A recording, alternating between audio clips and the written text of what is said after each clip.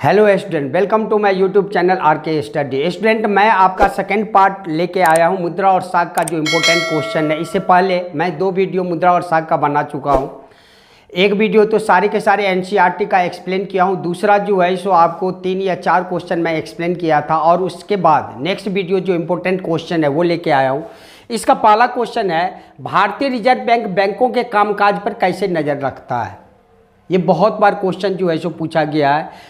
तो आप कह सकते हैं कि भारतीय रिजर्व बैंक बैंकों के कामकाज पर कैसे नज़र रखता है। जितने भी वाणिज्यिक बैंक हैं उसके पास जो है सो कुछ न कुछ धनराशि आरबीआई कहती है कि आपको बनाए रखना पड़ेगा, बैंक में आपको बनाए रखना पड़ेगा।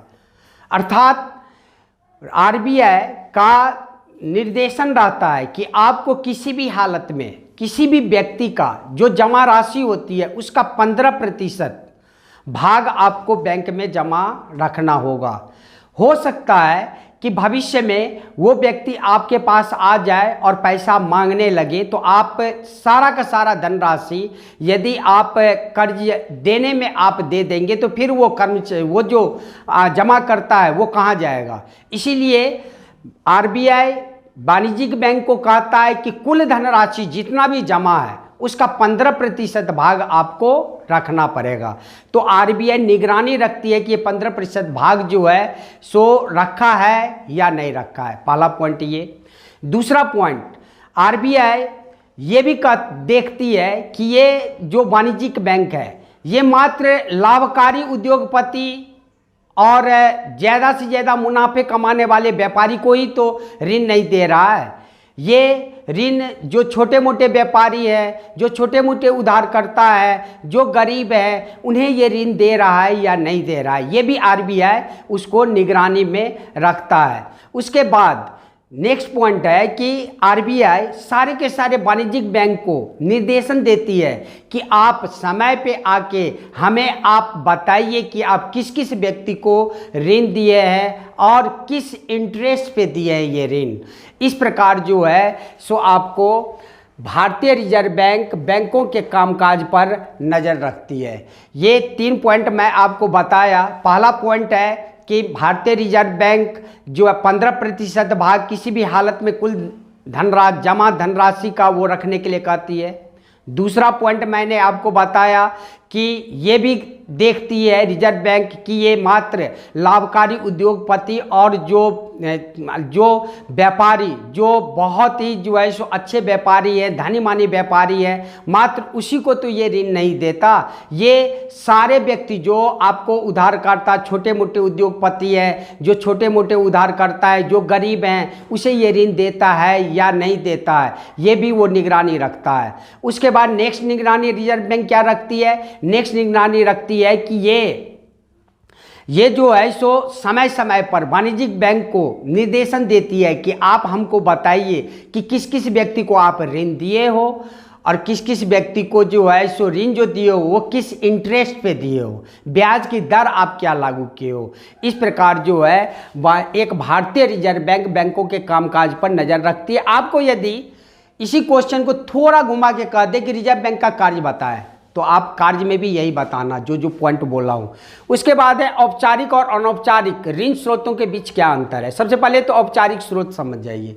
औपचारिक स्रोत कहा जाता है उस स्रोत को जो आपको सरकार के द्वारा पंजीकृत संस्था होती है, जैसे बैंक हुआ, सहकारी समिति हुआ, जो भी सरकार के द्वारा पंजीकृत ऑर्गेनाइजेशन है, संगठन है, उसे ही हम औपचारिक संगठन कहते हैं। तो औपचारिक संगठन में जो है सो क्या सब आएगा, जैसे बैंक आएगा, जैसे आपका सहकारी समिति आएगी जो पंजीकृत हो, और ये सब करती क्या है, ये जो है सो कम ब्याज दर पर लोगों को क्या करता है, ऋण उपलब्ध करवाती है, जिससे कि लोगों को ज़्यादा परेशानी का सामना नहीं करना पड़े।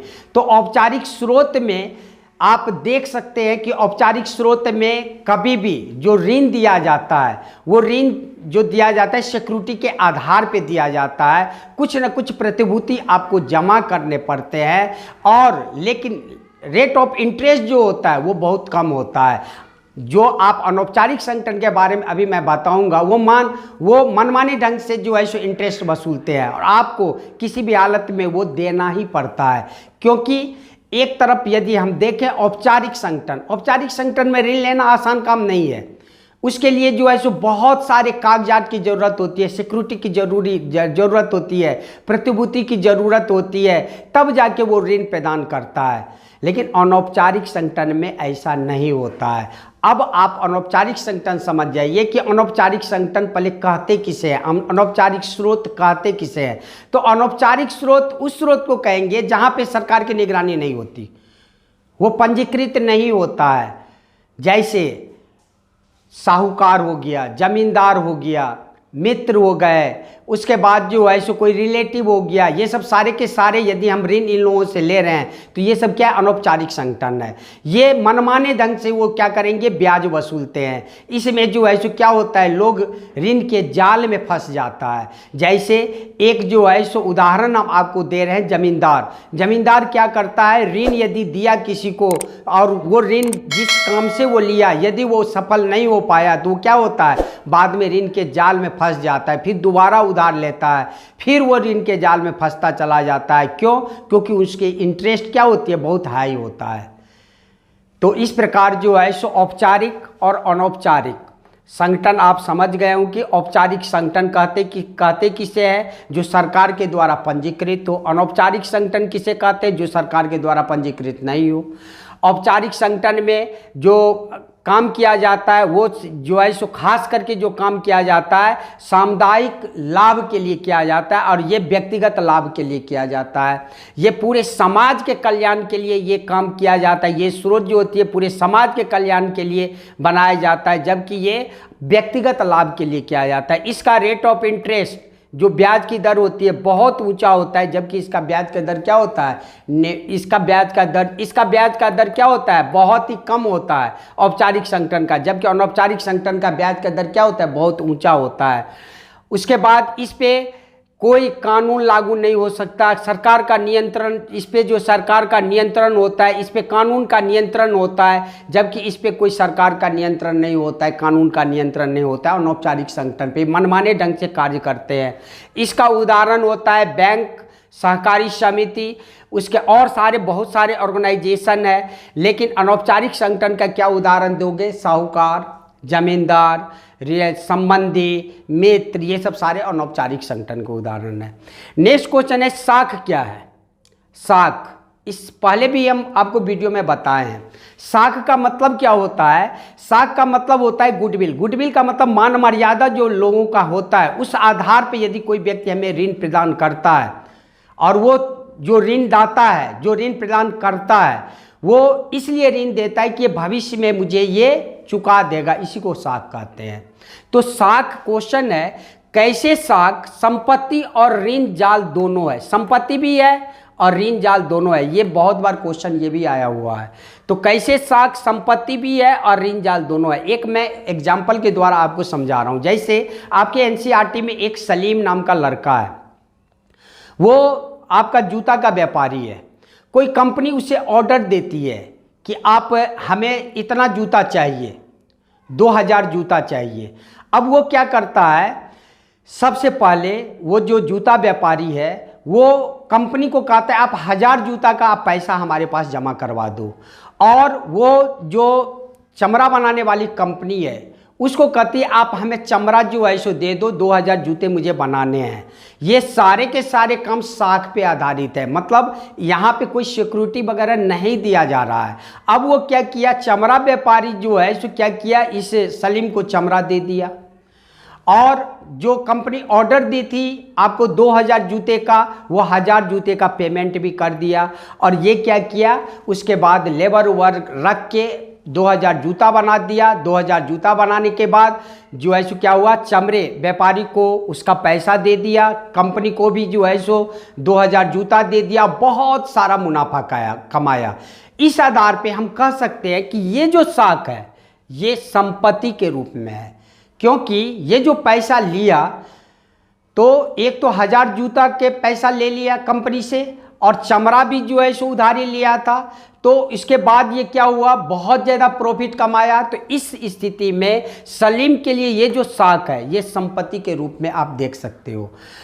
दूसरी बात, ऋण जाल के रूप में आप कैसे देखोगे, एक और उदाहरण है, स्वप्ना का उदाहरण है। वो क्या करती है, वो खेती करती है। वो जो है सो क्या करती है, जमींदार के पास जाती है। जमींदार के पास जाने के पास उसको जो है सो कहती है कि आप हमें ऋण दीजिए, इतना ऋण दीजिए और मैं अपनी खेती में लगाऊंगा, बिजली पानी जो भी आपका जो कृषि की पद्धति है उसमें लगाऊंगा, खाद बीज ये सारे जो है सो लगाऊंगा, फिर हमारा जो फसल होगा उस फसल में से आपको ये पैसा वापस कर दूंगा।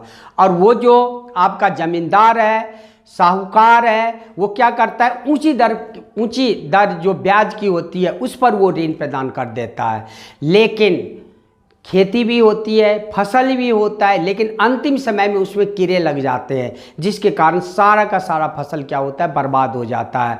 और स्वप्ना जो है सो क्या होता है, ऋण के जाल में फंस जाती है। अब वो दोबारा जो है सो क्या करते हैं, फिर उसके पास पहुंचती है, साहूकार के पास, जमींदार के पास, उसको फिर कहती है कि आप हमें ऋण दीजिए, फिर ऋण दिया जाता है। फिर उसकी फसल थोड़ी बहुत होती है, लेकिन इतना भी नहीं होता है कि वो ब्याज वापस कर सके, मूलधन वापस कर सके।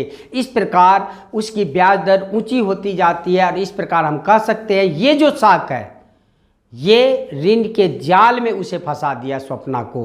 तो इस प्रकार आप कह सकते हैं कि साख जो है सो संपत्ति भी है और ऋण का जाल भी है। ये दोनों एग्जाम्पल आप सही ढंग से एक बार वीडियो को पीछे करके फिर से आप बार बार देख लेना। ये क्वेश्चन बहुत बार आया हुआ है कि साख क्या है और कैसे साख संपत्ति और ऋण जाल दोनों है, इसको जो है सो मैं डिफाइन करके आपको बता दिया हूँ। अब आप देख सकते हैं कि ये 3 क्वेश्चन मैं बताया हूँ, तीनों के तीनों क्वेश्चन इंपॉर्टेंट क्वेश्चन है। ये जो भी क्वेश्चन मैं ला रहा हूँ ये पूछा हुआ क्वेश्चन है। इसको आप 3 बार 4 बार 5 बार सुनना, बस 100% मेरा गारंटी है कि आप लिख कर जरूर आओगे।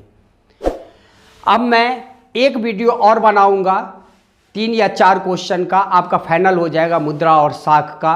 तब तक आप जो है सो जो क्वेश्चन मैं 2 वीडियो में जो क्वेश्चन दिया हूँ 4 3 7 क्वेश्चन, और उसके बाद मुद्रा और साख को पूरा डिफाइन किया हूँ, वो वीडियो भी देख लेना। अब मैं नेक्स्ट वीडियो में 3 या 4 क्वेश्चन लेके आऊँगा। यदि आपको मेरा द्वारा समझाया गया सारा का सारा क्वेश्चन यदि अच्छा लग रहा हो तो आप चैनल को सब्सक्राइब कीजिएगा, लाइक कीजिएगा, शेयर कीजिए, जिससे कि मैं भी बढ़ूँ, आप भी बढ़ो। अब मैं नेक्स्ट वीडियो में मिलता हूँ, तब तक के लिए जय हिंद, जय